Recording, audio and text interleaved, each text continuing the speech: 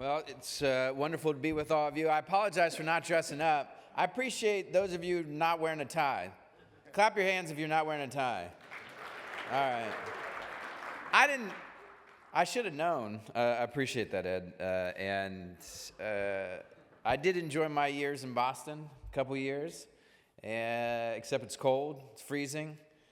I'm from Cincinnati, but this is an argument my dad and I get into all the time because now he lives in Nashua, and he tries to convince me that the weather in Nashua and Boston is essentially the same as in Cincinnati. It's not.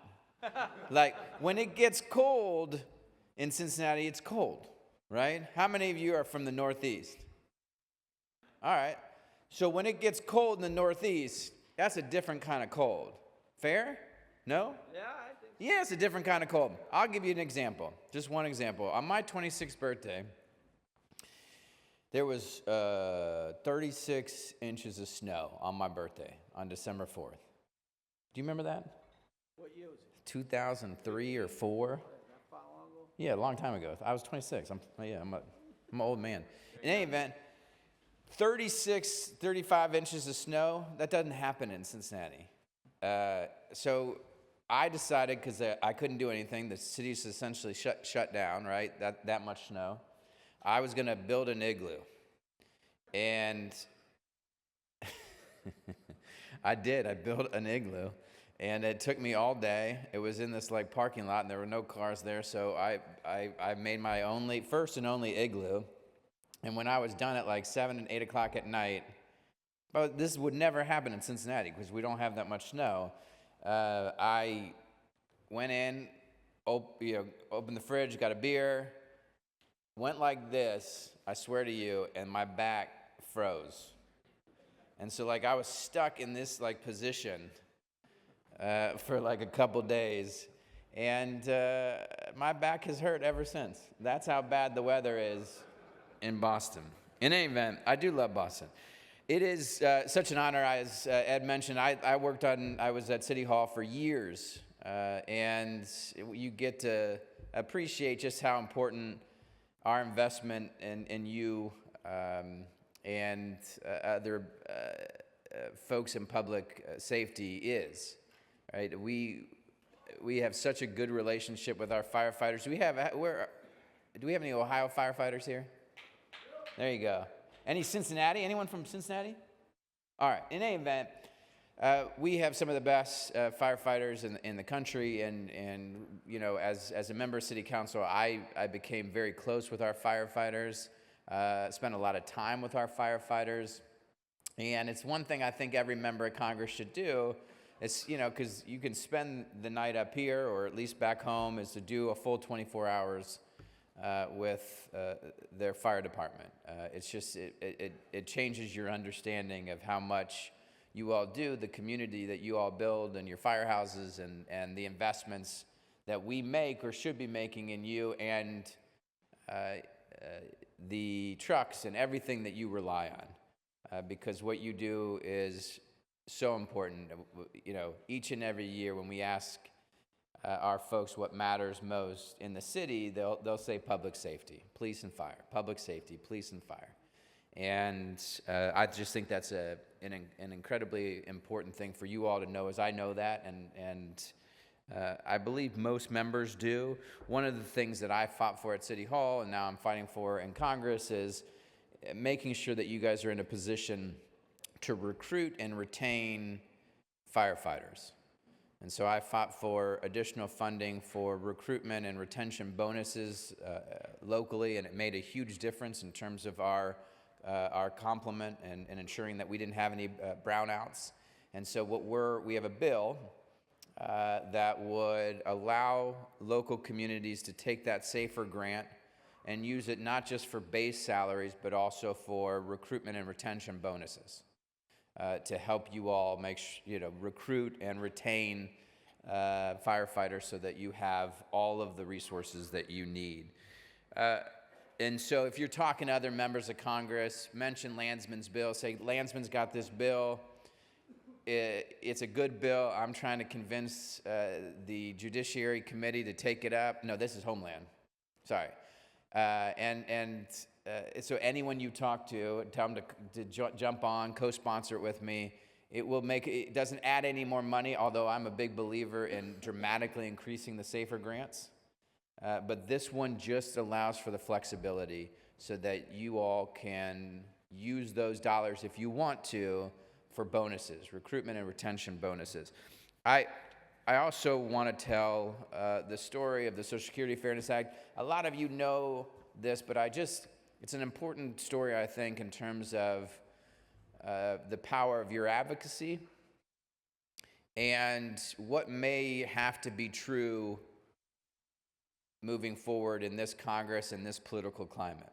The Social Security Fairness Act, as you all know, helps your retirees get all of the Social Security that they paid for, right? For 40 years, they paid into Social Security. A lot of our firefighters had second jobs, or they had a job before they were a firefighter, or they had a job after they were a firefighter, and the federal government was sitting on their money.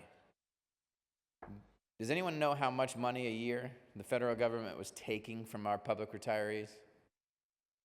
Any guesses? It was all of it, but guess how much money? It's $20 billion every year.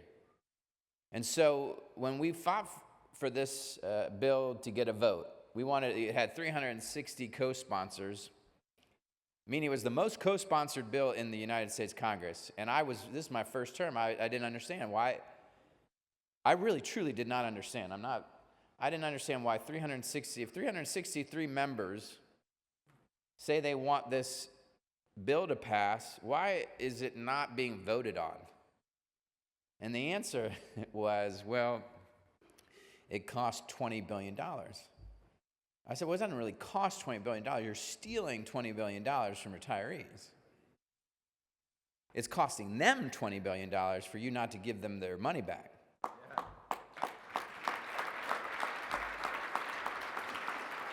So we went and we pushed for this bill to get a vote.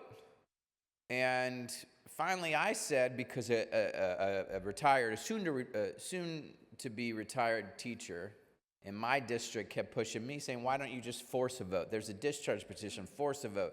You only need 218 signatures to force a vote.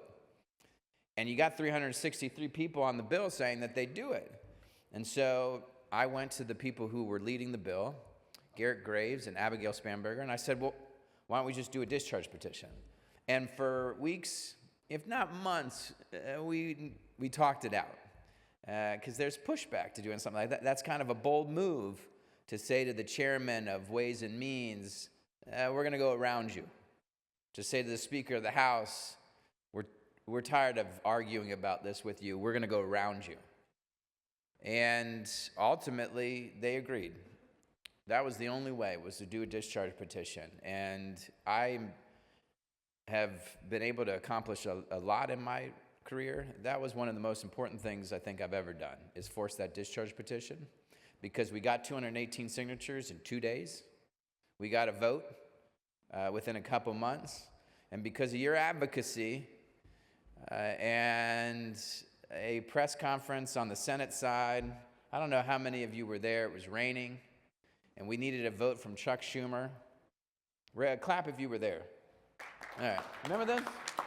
We needed a vote for Chuck Schumer, and so they said, well, why don't we do a press conference over on the Senate side? Police, fire, teachers, letter carriers, everybody, and why don't we ask Chuck to speak first? And lo and behold, Chuck Schumer shows up, and he gets up to the podium, and his union president, I forget his name, Ed, from New York? Hansville. Yeah. He gets up there, thick New York accent, introduces Chuck Schumer, and what else could Chuck say other than, I'm going to give you a vote?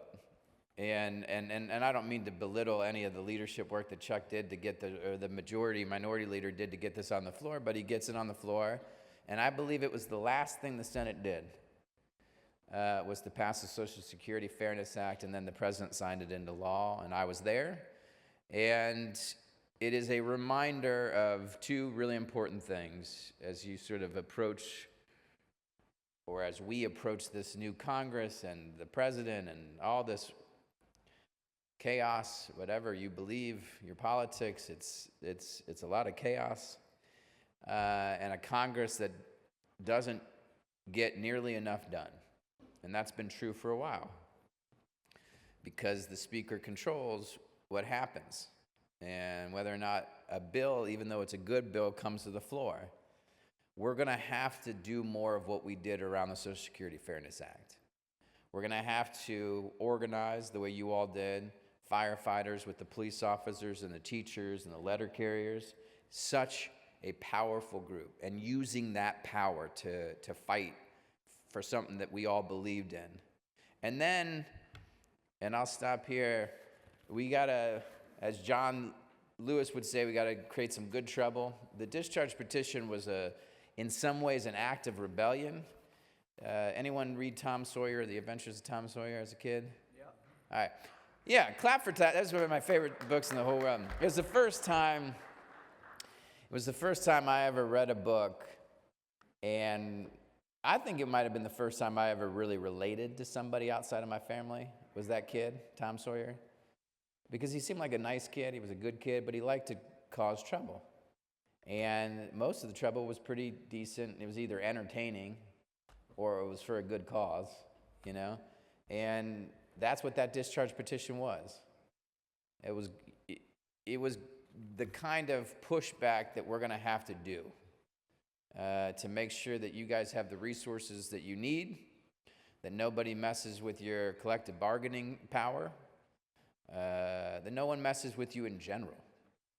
And so I just encourage all of you to appreciate how much power you have. This country loves its firefighters. You are at a time when people have lost a lot of faith in people like me.